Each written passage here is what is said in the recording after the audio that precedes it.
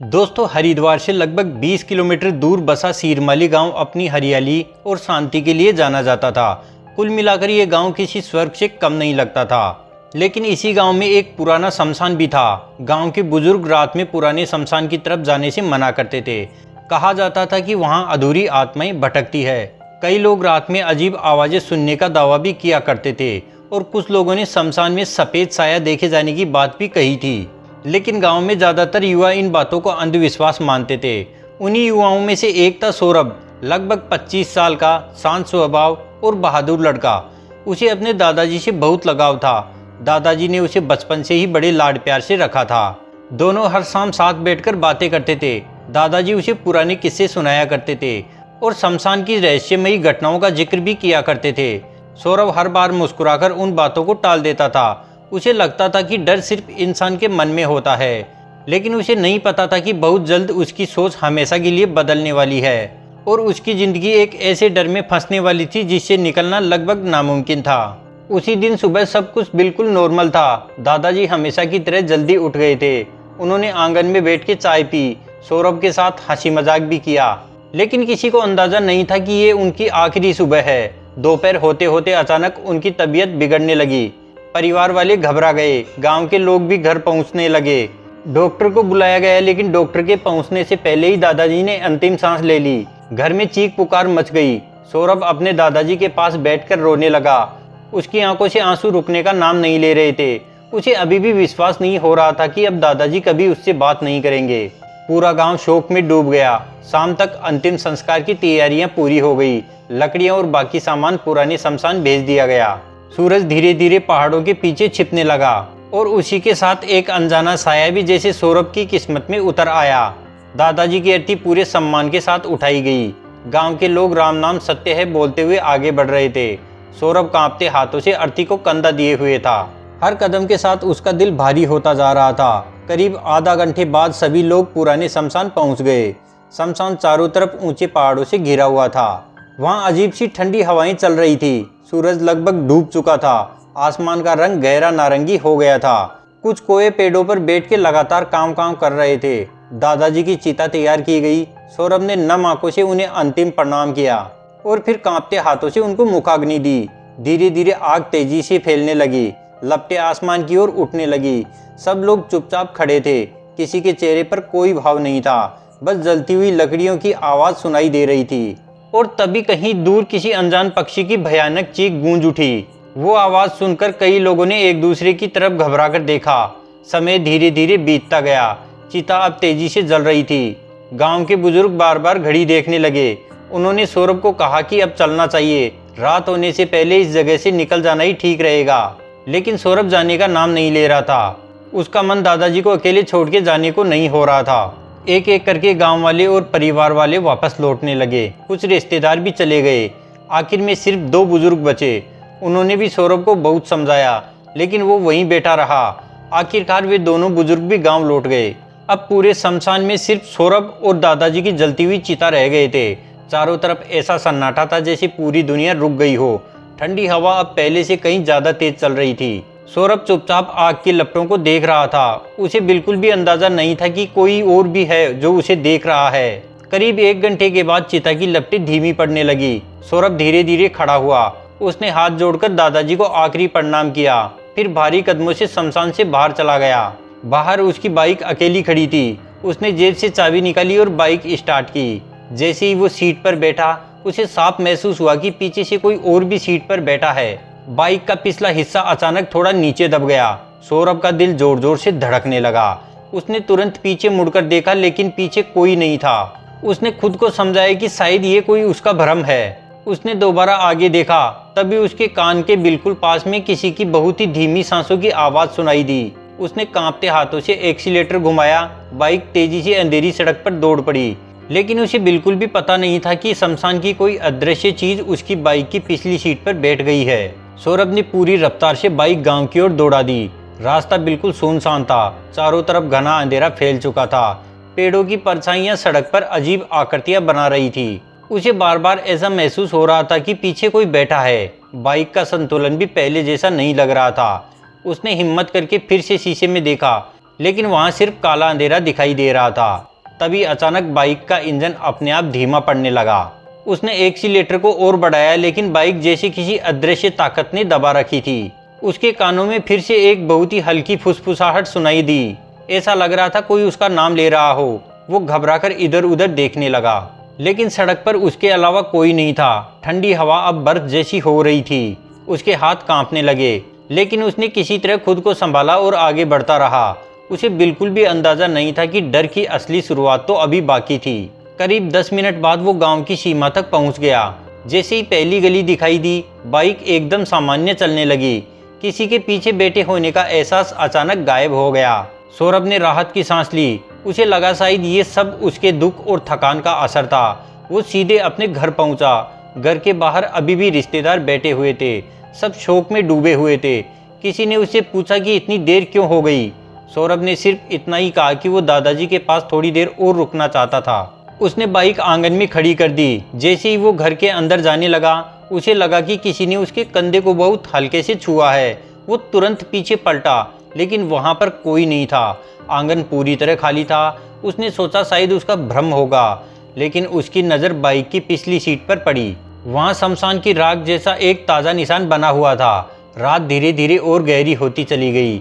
सारे रिश्तेदार अपने अपने कमरों में सो गए।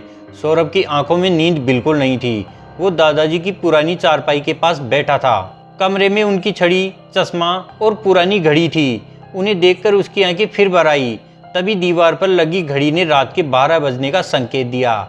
घड़ी की आखिरी आवाज के साथ ही पूरे घर की बिजली चली गई। कमरा घुप अंधेरे में डूब गया। बाहर तेज हवा चलने लगी। खिड़की अपने आप खुल गई। पर्दे जोर जोर से फड़फड़ाने लगे। सौरभ ने मोबाइल की टॉर्च जलाई। उसी रोशनी में उसे ऐसा लगा जैसे दरवाजे के पास कोई खड़ा है। उसने टॉर्च सीधी उस तरफ घुमाई, लेकिन वहां पर सिर्फ खाली दीवार थी। अचानक पीछे से किसी के चलने की आवाज आई और उसका दिल जोर जोर से धड़क उठा। वो धीरे धीरे पलटा। कमरे में कोई नहीं था, लेकिन दादाजी की लकड़ी की कुर्सी अपने आप हिल रही थी। ऐसा लग रहा था जैसे कोई अभी अभी उसके ऊपर से उठ के गया हो। सौरभ डरते हुए कुर्सी के पास पहुंचा। तभी जमीन पर कुछ गिरने की आवाज आई। वो झुककर देखने लगा। दादाजी की पुरानी माला जमीन पर पड़ी थी, जबकि कुछ देर पहले वही माला अलमारी के अंदर रखी हुई थी। उसी समय कमरे में बहुत तेज चंदन की खुशबू फैल गई, ठीक वैसी ही खुशबू जो दादाजी के कपड़ों से आती थी।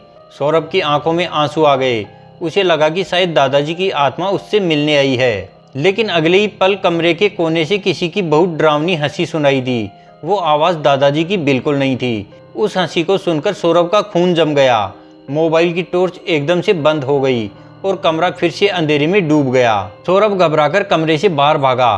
पूरे घर वाले गहरी नींद में थे। उसने सबको आवाज़ दी, लेकिन किसी ने भी जवाब नहीं दिया। ऐसा लग रहा था जैसे उनकी आवाज़ किसी तक पहुंच ही नहीं रही। उसी समय बाहर आंगन से बाइक का हॉर्न अपने आप बज उठा। वो कांपते हुए दरवाजे तक पहुंचा।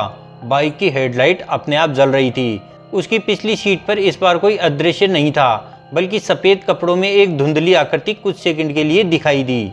उसकी आंखें लाल अंगारों की तरह चमक रही थी और वो बिना हिले सौरभ को घूर रही थी। सौरभ चीख भी नहीं पाया। अगले ही पल वो आकृति हवा में गायब हो गई। लेकिन बाइक की सीट पर राख से एक शब्द लिखा हुआ था, वापस आ जाओ। सुबह की पहली किरण खिड़की से कमरे के अंदर आई। सौरभ की आंख खुली तो उसे रात की हर घटना याद आ गई। वो घबराकर तुरंत आंगन की तरफ भागा। बाइक वहीं खड़ी थी। उसकी हेडलाइट बंद थी, लेकिन पिछली सीट पर राख से लिखा हुआ वो शब्द अब भी साफ दिखाई दे रहा था, वापस आ जाओ। सौरभ ने कांपते हाथों से उस राख को साफ करने की कोशिश की, लेकिन जैसे ही उसने हाथ लगाया, राख अपने आप हवा में उड़ गई और उसकी हथेली पर एक काला निशान बन गया। वो घबरा गया। उसी समय उसकी माँ ने पीछे से आवाज़ दी। उन्होंने पूछा कि वो सुबह सुबह बाइक के पास क्या कर रहा है। सौरभ ने जल्दी से अपना हाथ छिपा लिया। उसे लगा कि अगर वो सब कुछ बता देगा तो कोई उस पर विश्वास नहीं करेगा। लेकिन उसके मन में एक ही सवाल घूम रहा था कि आखिर उसे वापस कहाँ बुलाया जा रहा था। दिन भर घर में शोक का माहौल रहा। रिश्तेदार धीरे धीरे अपने घर लौटने लगे। दोपहर में गांव के एक बुजुर्ग हरिराम काका सौरभ के पास आए। उन्होंने सौरभ के चेहरे पर डर साफ देख लिया। उन्होंने धीमी आवाज में पूछा कि क्या रात को कुछ अजीब हुआ था। सौरभ चौंक गया।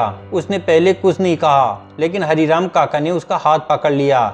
जैसे ही उनकी नज़र उस काले निशान पर पड़ी, उनका चेहरा पीला पड़ गया। उन्होंने तुरंत उसका हाथ छोड़ दिया। कुछ पल तक वे चुप रहे। फिर बोले, तू शमशान में आखिरी तक रुका था ना? सौरभ ने हाँ में सिर हिलाया। हरिराम काका ने कांपती आवाज में कहा, जिसे तू अपने साथ लेकर आया है ना, वो इंसान नहीं है। ये सुनकर सौरभ के पैरों तले से जमीन खिसक गई। उसे पहली बार महसूस हुआ कि उसका डर सच हो सकता है। हरिराम काका सौरभ को गांव के बाहर एक पुराने पीपल के पेड़ के पास ले गए। वहां एक टूटा हुआ छोटा सा मंदिर था। उन्होंने बताया कि कई साल पहले उसी पुराने शमशान में एक तांत्रिक की मौत हो गई थी। लोग कहते हैं कि उसकी आत्मा को कभी शांति नहीं मिली। जो भी रात में अकेले वहां पर रुकता है वो उसके पीछे लग जाता है। कुछ लोग बच गए, लेकिन कुछ लोग रहस्यमयी तरीके से गायब हो गए।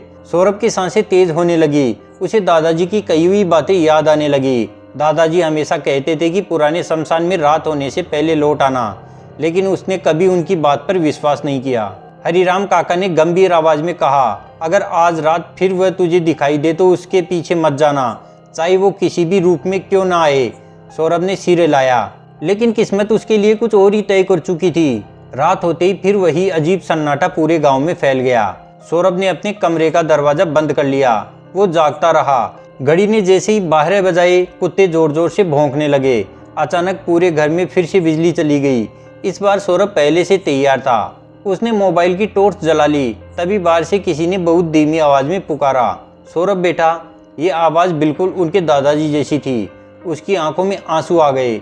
वो दरवाजे की तरफ बढ़ा, लेकिन तभी उसे हरिराम काका की बात याद आ गई। वो वहीं रुक गया। अगले ही पल वही आवाज एक डरावनी हंसी में बदल गई और पूरा घर उस हंसी से गूंज उठा। सौरभ ने खिड़की से बाहर झांका। आंगन में सफेद कपड़ों में एक लंबी आकृति खड़ी थी। उसका चेहरा दिखाई नहीं दे रहा था, लेकिन उसकी लाल आंखें अंधेरे में चमक रही थी। वो धीरे धीरे अपना हाथ उठाकर सौरभ को बुलाने लगी। उसी समय सौरभ की हथेली पर बना काला निशान जलने लगा। दर्द इतना तेज था कि वो चीख उठा।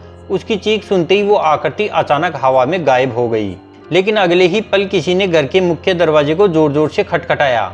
इतनी जोर से खटखटाया कि पूरा घर कांप उठा। सौरभ ने हिम्मत करके दरवाजे की ओर कदम बढ़ाए।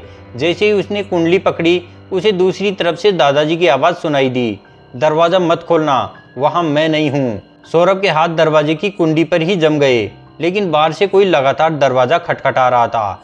उसका दिल इतनी तेजी से धड़क रहा था कि उसे अपनी सांसों की आवाज भी सुनाई दे रही थी। उसी समय फिर वही आवाज आई, सौरभ दरवाजा मत खोलना। ये आवाज बिल्कुल उनके दादाजी जैसी थी, लेकिन इस बार वो आवाज कमरे के अंदर से आ रही थी। सौरभ ने घबराकर पीछे देखा। कमरा पूरी तरह से खाली था। फिर उसने कमरे के अंदर जाकर दरवाजा अंदर से बंद कर लिया। मोबाइल की टॉर्च बार बार टिमटिमा रही थी। अचानक दरवाजे के नीचे से काली धुआं अंदर आने लगी। वो धुआं धीरे धीरे पूरे कमरे में फैलने लगी। कमरे का तापमान एकदम से ठंडा हो गया। सौरभ के हाथ पैर सुन्न पड़ने लगे। उसे ऐसा महसूस हुआ जैसे कोई उसके बिल्कुल पीछे खड़ा हो, लेकिन उसने पीछे मुड़ने की हिम्मत नहीं की और तभी दस्तक अचानक बंद हो गई। कुछ सेकंड तक पूरे घर में गहरा सन्नाटा छाया रहा। फिर बाहर किसी के तेज कदमों की आवाज़ सुनाई दी। ऐसा लग रहा था जैसे कोई घर के चारों तरफ चक्कर लगा रहा हो। सौरभ ने खिड़की की दरार से बाहर झांका तो आंगन बिल्कुल खाली था, लेकिन जमीन पर गीली राख से पैरों के निशान अपने आप बन रहे थे, जैसे कोई अदृश्य चीज चल रही हो। वो निशान धीरे धीरे घर के पिछले हिस्से की तरफ आने लगे। अचानक पीछे वाले कमरे से किसी भारी चीज के गिरने की आवाज आई। सौरभ डरते डरते वहां पहुंचा। दादाजी का पुराना संदूक खुला पड़ा था। उसके अंदर रखा एक पुराना कपड़े का थैला बाहर गिरा हुआ था। थैले के अंदर एक पीला पड़ा हुआ कागज था। उस पर लाल स्याही से कुछ लिखा हुआ दिखाई दे रहा था। सौरभ ने कांपते हाथों से वो कागज उठाया और पढ़ते ही उसके चेहरे का रंग उड़ गया।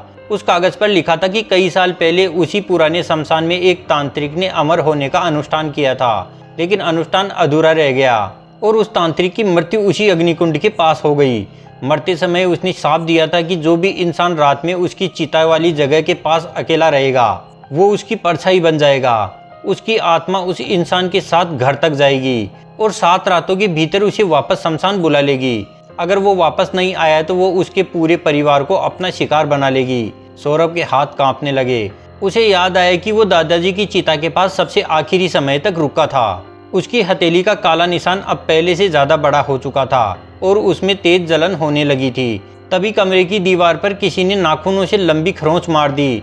वो आवाज सुनकर सौरभ डर गया। वो भागकर आंगन में पहुंचा, लेकिन रोशनी होते ही सब कुछ और भी ज्यादा डरावना लगने लगा। घर की हर दीवार पर राख से बने हाथों के निशान दिखाई दे रहे थे उसकी माँ और बाकी के लोग अब भी गहरी नींद में थे। इतने शोर के बाद भी कोई नहीं जागा। सौरभ उन्हें उठाने की पूरी कोशिश करता रहा, लेकिन जैसे किसी ने सबको बेहोश कर दिया हो। उसी समय आंगन में खड़ी बाइक बिना चाबी के अपने आप ही स्टार्ट हो गई। हेडलाइट सीधी शमशान की दिशा में चमक रही थी। बाइक धीरे धीरे अपने आप आगे बढ़ने लगी। सौरभ खड़ा उसे देख रहा था। उसे कुछ समझ नहीं आ रहा था। बाइक घर के बाहर जाकर रुक गई और उसी समय दूर अंधेरे में सफ़ेद कपड़ों वाली वही आकृति दिखाई दी। उसने अपना हाथ उठाकर फिर से सौरभ को इशारा किया। इस बार उसके पीछे दर्जनों धुंधले साए खड़े थे। सौरभ समझ चुका था कि अब भागने से कुछ नहीं होगा। अगर वो सच नहीं जान पाया तो उसका पूरा परिवार खतरे में पड़ जाएगा। उसने भगवान का नाम लिया, बाइक की चाबी उठाई और अकेले ही उस पुराने शमशान की ओर चल पड़ा। रास्ते पर उसे ऐसा लग रहा था कि दर्जनों परछाइयां उसके साथ साथ दौड़ रही है। हवा में अजीब फुसफुसाहट गूंज रही थी, जैसे सैकड़ों लोग एक साथ उसका नाम ले रहे थे। जैसे ही वो शमशान के मुख्य द्वार पर पहुंचा, उसे वही जगह दिखाई दी जहां दादाजी की चिता जलाई गई थी। लेकिन इस बार वहां राख नहीं थी, बल्कि बीच में एक काला गोल निशान बना हुआ था। उसी निशान के बीच एक आदमी पालथी मारकर बैठा था। धीरे धीरे उसने अपना चेहरा ऊपर उठाया। उसकी आंखें पूरी तरह लाल थी। सौरभ कुछ पल के लिए वहीं जड़ होकर खड़ा रह गया। उसकी आंखें उस आदमी के चेहरे पर टिक गई। वो बिल्कुल उसके दादाजी जैसा दिखाई दे रहा था, लेकिन उसकी आंखों में अपनापन नहीं था। उसमें सिर्फ भयानक क्रोध जल रहा था। उसके होठों पर एक डरावनी मुस्कान थी। चारों ओर काली धुंध घूम रही थी। जलती लकड़ियों की गंध हवा में फैली हुई थी। शमशान का सन्नाटा और भी गहरा हो गया। अचानक वो आकृति धीरे धीरे खड़ी हो गई। उसने अपना हाथ सौरभ की तरफ बढ़ाया और भारी आवाज में बोली, तू आखिर वापस आ ही गया।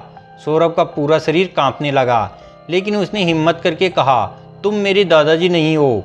इतना सुनते ही उस चेहरे की मुस्कान गायब हो गई और उसकी आंखों की लाल चमक कई गुना बढ़ गई। अगले ही पल वो चेहरा बदलने लगा। दादाजी का रूप धीरे धीरे पिघलने लगा। कुछ ही सेकेंड में उसके सामने एक भयानक तांत्रिक खड़ा था। उसके लंबे बिखरे बाल हवा में उड़ रहे थे। चेहरे पर राख पुती हुई थी। आंखें अंगारों की तरह जल रही थी। गले में सूखी हड्डियों की माला लटक रही थी। उसके हाथों के नाखून काफी लंबे थे। वो जमीन से कुछ इंच हवा में तैर रहा था। उसकी हंसी पूरे शमशान में गूंजने लगी। चारों तरफ दर्जनों धुंधली आत्माएं दिखाई देने लगी। वे सभी सौरभ को घेर कर खड़ी हो गई। ये वही आत्माएं थी जिनको तांत्रिक ने अपने वश में कर रखा था। तांत्रिक बोला, जो भी मेरी जगह आखिरी तक रुकता है वो कभी मुझसे बच नहीं पाता। आज तेरी आत्मा भी यहीं रह जाएगी। ये सुनते ही सौरभ ने आंखें बंद करके भगवान का नाम लिया और अपने दादाजी को याद करने लगा। उसी समय अचानक तेज हवा चलने लगी। दादाजी की चिता की बची हुई राख हवा में उड़ने लगी। वो राख सीधे सौरभ और तांत्रिक के बीच आकर घूमने लगी। राख के बीच से धीरे धीरे एक उजली आकृति दिखाई देने लगी। कुछ ही पल में वो आकृति साफ हो गई। वो सौरभ के असली दादाजी थे। उनके चेहरे पर पहले जैसी शांति थी। उन्होंने सौरभ की तरफ देखकर मुस्कुराया, फिर तांत्रिक की तरफ मुड़े। पूरे शमशान में तेज प्रकाश फैल गया। तांत्रिक दर्द से चीखने लगा। उसकी काली शक्तियां एक एक करके खत्म होने लगी। बाकी भटकती आत्माएं धीरे धीरे धुंध में बदलकर गायब होने लगी। दादाजी ने सौरभ से कहा, डर कभी बुराई से बड़ा नहीं हो सकता और अब पीछे मुड़कर मत देखना, सीधे घर चले जाओ। इतना कहकर उन्होंने अपना हाथ आशीर्वाद की तरह उठा दिया। तांत्रिक ने आखिरी बार जोर की चीख मारी। जमीन जोर से कांप उठी। शमशान की पुरानी चिता वाली जगह बीच से फट गई। काले धुएं का एक विशाल गुब्बारा आसमान की ओर उठा। कुछ ही सेकंड बाद सब कुछ शांत हो गया। काली धुंध पूरी तरह गायब हो चुकी थी। तांत्रिक का कोई निशान नहीं बचा। सौरभ की हथेली पर बना काला निशान धीरे धीरे मिटने लगा। सुबह की पहली किरण शमशान पर पड़ने लगी। पक्षियों की आवाज फिर से सुनाई देने लगी। वो भारी कदमों से अपनी बाइक तक पहुंचा। इस बार बाइक बिल्कुल नॉर्मल थी। पीछे किसी के बैठने का कोई एहसास नहीं था। उसने आखिरी बार मुड़कर शमशान की तरफ देखा। दूर खड़े दादाजी मुस्कुराते हुए दिखाई दिए और अगले ही पल सुबह की धुंध में हमेशा के लिए विलीन हो गए। उस घटना के बाद सौरभ की जिंदगी पूरी तरह से बदल गई। उसने कभी भी रात में उस पुराने शमशान की ओर जाने की हिम्मत नहीं की। गांव के लोगों को उसने पूरी घटना बताई। कुछ लोगों ने उसकी बात पर विश्वास किया, कुछ ने इसे दुख और दर्द का भ्रम समझा, लेकिन हरिराम काका सिर्फ मुस्कुराए। उन्होंने कहा, कुछ रहस्य ऐसे होते हैं जिन्हें हर कोई नहीं समझ सकता। आज भी शीरमाली गांव के लोग रात होने के बाद उस पुराने शमशान की तरफ नहीं जाते। कहते हैं कि कभी कभी आधी रात में शमशान से मंत्रों की आवाज़ आती है। और सफ़ेद धुंध में एक बुजुर्ग की आकृति दिखाई देती है। गांव वाले मानते हैं कि वो किसी को डराने नहीं बल्कि भटकने वालों की रक्षा करने आते हैं। लेकिन अगर कोई जिज्ञासा में रात को उस शमशान में अकेला चला जाए तो हवा में आज भी एक धीमी फुसफुसाहट सुनाई देती है, यहाँ से तुरंत चले जाओ। तो दोस्तों, अगर आपको लगता है कि शमशान सिर्फ मृतकों का ठिकाना होता है तो शायद आपने सौरभ की ये कहानी नहीं सुनी थी। कुछ जगह ऐसी होती है जहां इंसान की एक छोटी सी गलती भी उसकी पूरी जिंदगी बदल सकती है। इस कहानी से संदेश साफ है कि रात के समय सुनसान और खतरनाक जगहों पर जाने से हमेशा बचें। अगर आपको ये हॉरर कहानी पसंद आई हो तो वीडियो को लाइक और शेयर करें। चैनल को सब्सक्राइब करके बेल आइकन दबाना ना भूलें, क्योंकि हम रोज़ इस चैनल पर ऐसी ही रहस्यमयी और डरावनी कहानियाँ लेकर आते हैं। तो आज के लिए बस इतना ही। मिलते हैं अगली कहानी में एक नया रहस्य, एक नया डर और एक ऐसी ही रात के साथ जिसके बाद शायद आपको भी अंधेरों से डर लगने लगेगा।